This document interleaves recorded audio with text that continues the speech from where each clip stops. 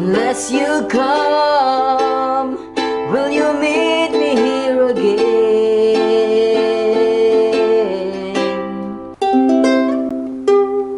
What is up, everyone? It's me, your boy Eric, and today I'm gonna teach you how to play Here Again by Elevation Worship.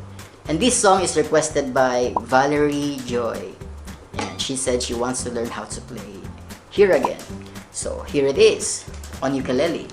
Before we move on, shout out muna tayo. Shout out to Jason Baguio. So shout out sa'yo, bro Jason. At si Dog's Fart, ang totoo pala niyang pangalan ay John Eberhard pala. John Everhard Rapsing. Yan, yung shout-out natin before. Binigyan niya yung tunay niyang pangalan. Hindi siya si Dog's Fart. Ito yung totoo niyang pangalan. And shout-out also to Charles Gaming. Meron siyang request, Story of My Life by One Direction. Story of My Life. Diba, maganda yung kanta na yan eh. And we are blessed with another microphone. I bought a new microphone in Bangkok. And it's called ECM XYST1M. So if you want to have a sound test of this microphone, kung kamusta yung sounds niya, I'm gonna make a review or an unboxing dito sa inyong card. Check it out or in the description below. Ang maganda sa microphone na to ay move yung kanyang, yung nagka-capture ng sound, right? Pwedeng nakaganon, pwedeng nakaganon. Yan. Yung camera ko po kasi namimili ng mic eh. So, kaya kailangan mga ganitong microphone ang kailangan ko. Alright, so check it out. ECM with many consonants and one number. So yun. So if you want to listen to this microphone, we're using it right now, or how it absorbs sounds, check my video out and we're gonna make a quick review and sound test of this microphone. Right now, ito po yung gamit natin. My ukulele is in standard tuning. And here's a piece of paper with all the chords that you need for this song. I give you some time to take a look at that.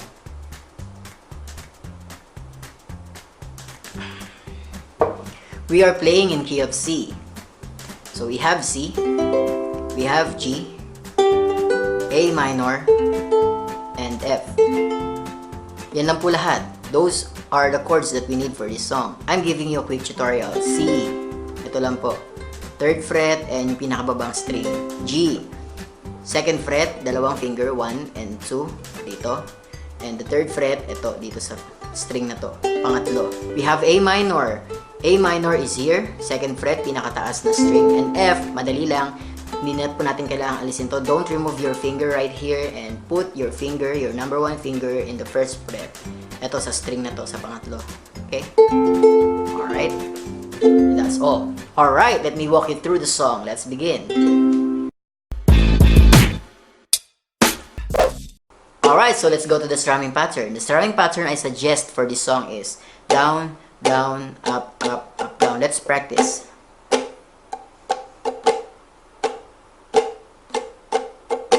If you want to use other strumming pattern, please do so if you're comfortable with other strumming pattern, diba? I always suggest this strumming pattern because it's easy to use this strumming pattern. For example, down, down, that's 2 beats. The rest of the strokes, up, up, up, down, that's another 2 beats.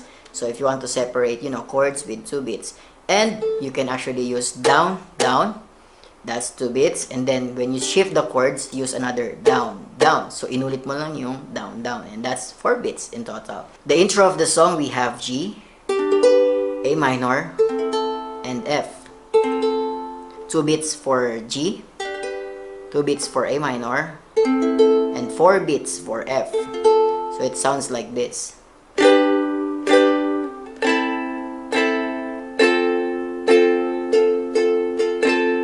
Okay, down, down, down, down, down, down, up, up, up, down, down, down, down, down, down, down, up, up, up, down. So just repeat that twice and it's the same chord progression with the verse. So let's go to the verse now. Can go back to the beginning.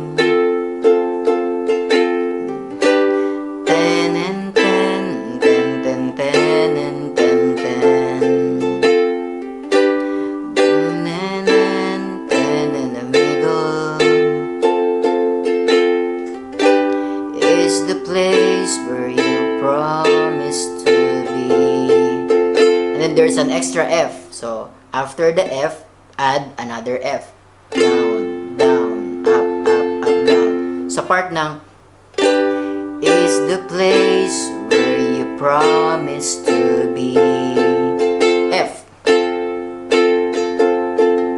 And then we go to chorus. So that's the verse. Chorus, we only have C, G, A minor, and F. All chords, 4 beats. Okay, so it goes like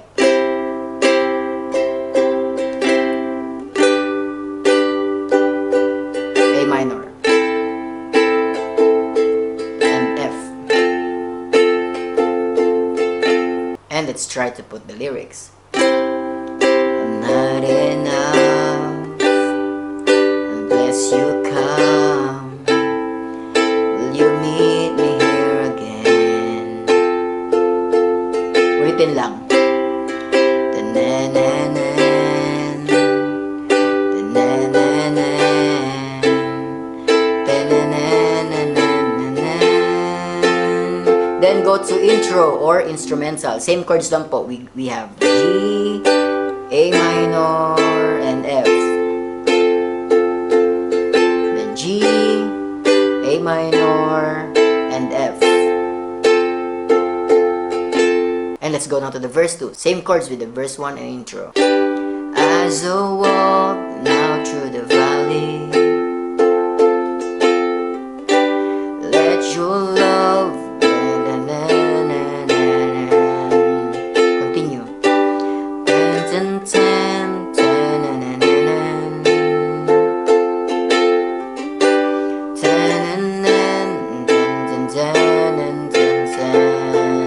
Another F. Okay.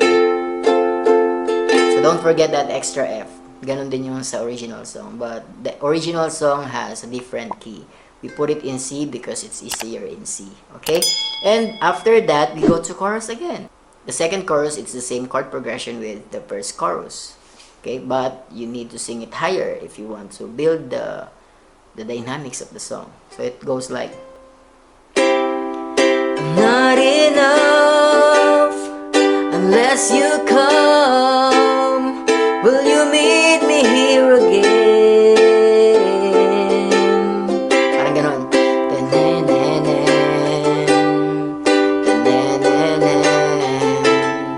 Will you meet me here again? Instrumental. Sa instrumental, we have C, G, A minor, F, G and F. So how do you do that? 4 beats for C, 4 beats for C, 2 beats for A minor, 2 beats for G, and 4 beats for F. So it goes like,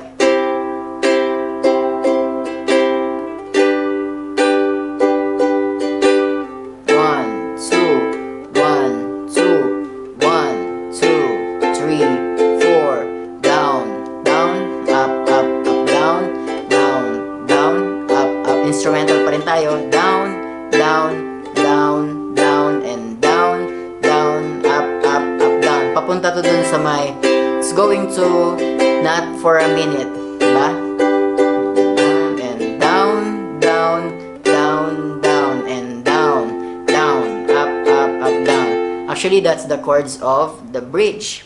So, you will just need to sing it. Not for a minute was I forsaken. The Lord is in this place. The Lord is in this place. Sorry. Again.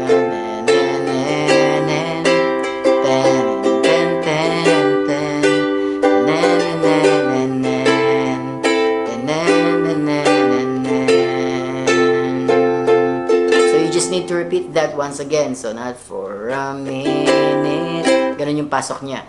Not for a minute was I forsaken. The Lord is in this place. A minor and G and F.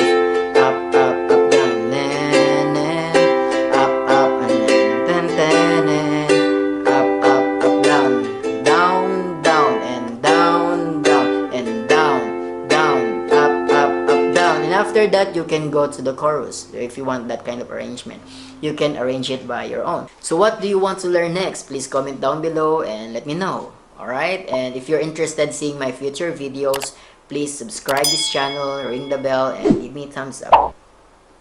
Maraming salamat po. Hanggang sa muli nating pagkikita. Paalam. God bless.